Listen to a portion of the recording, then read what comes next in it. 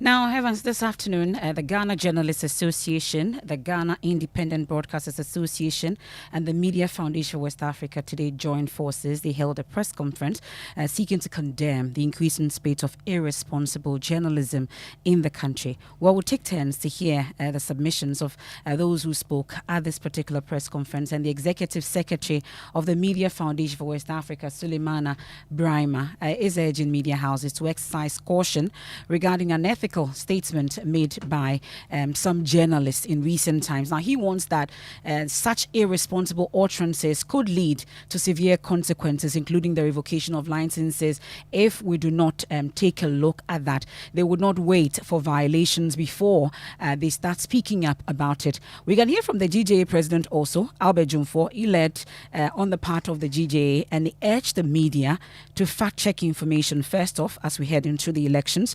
And he emphasized that accurate reporting is crucial for maintaining public trust and the credibility of journalism.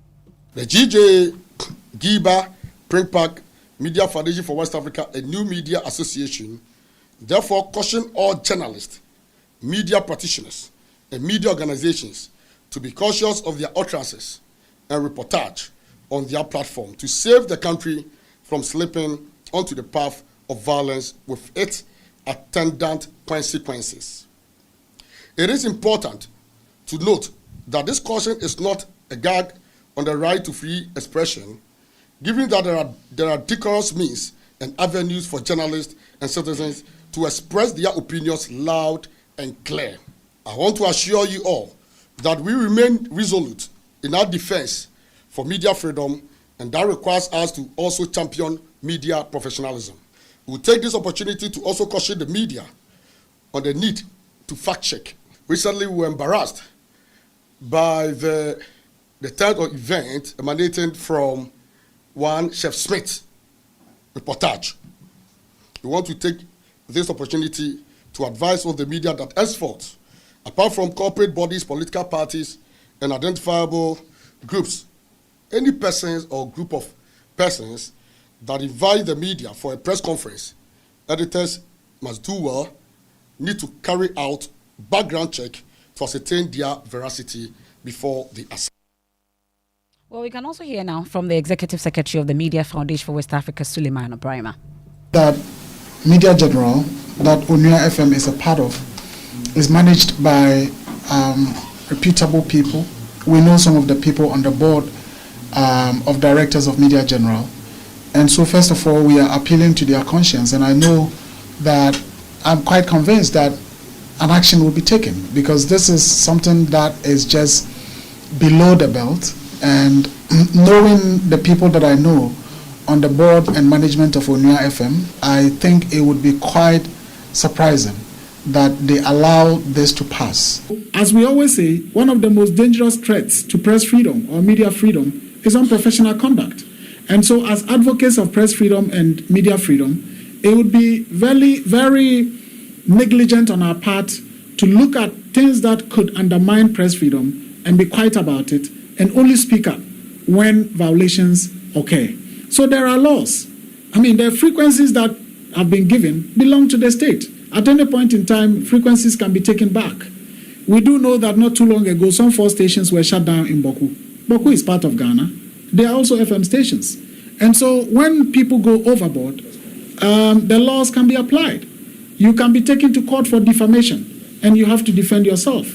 If you go about, you breach the laws outrightly, your frequency can be taken back. And I don't think that we would at any point in time say, oh, anything goes. And so when frequencies are taken back, we say, oh, why are frequencies taken back? When your conduct is dangerous for the state, your conduct undermines our stability, our peace, and our democracy, I don't think that it's something that we would tolerate. And so it's important that we are mindful that there are laws regulating the industry, and therefore we cannot just do anything and say, because we are journalists, we will always want to be free. I want to bring in the president of the Ghana Independent Broadcasters Association, Cecil Sinkwamils. He was also at this press conference and joins me right now. Cecil, thanks for your time here on Newsnight. What prompted this press conference? Thank you, Vance. What prompted this was, I think, last weekend there was one of the presenters, popularly known as Captain Smart. Sorry, can you hear me? Loud and clear. Okay. There was a video which was distributed on our platform. In the temperament and the content of that presentation, we found that quite extreme. So we had a meeting as a coalition, and we decided to come together and give one voice and one position on the nature of that broadcast that was done, which we found not acceptable. But it begs the question, what really can the organization do? As in yourselves, you come together to form a coalition, but they are members of the Ghana Independent Broadcast Association. This is simply admonishing the media houses. Well, we have been known very well in the past to fight very strongly, especially when media houses are trapped with the phone. But in the same way, we believe that when media houses or journalists or presenters or hosts are pushing the extreme button, we need to voice it out. For GIBA and for GJA, we have our internal procedure, which we go according to on our code of conduct and then the code of ethics, where we have some punishment that were meted out. But some of the cases like this one, we thought we should handle it more publicly. Therefore, we've seen as very fair when these things happen on both sides. Well, the media organization in question is a member of GIBA. Have you directly spoken to the leadership there? We have engaged. Just a point of correction. Onia TV is not a member, but Onia FM is a member. However, when these things happen, we tend to go for all stations. And when you reached out to them, what was the point you're making to them? And did they take that in good faith? We've had a number of discussions. It's not yet completed. They're going to come back to us with some kind of action. So we will stand by. But what are you asking for? I'm curious. For us, it is first of all is the concern of they're not a member, but basically the kind of broadcast that happened was completely against the code of conduct of broadcasting that is expected from one of their stations. This they acknowledged, but said they were going to come back. So we have outlined exactly where the dissatisfaction is and how extreme this can start up something. So we've had a discussion, and it's still ongoing. I get a sense that you also want to name and shame. Well, I believe that is what we've done, and it may not be the first and the last time, because I think it's very fair that when it is extreme, we actually voice it out. When it is not, then we also do. What about getting the authorities involved, NCA, NMC? You still have a right to file an official complaint.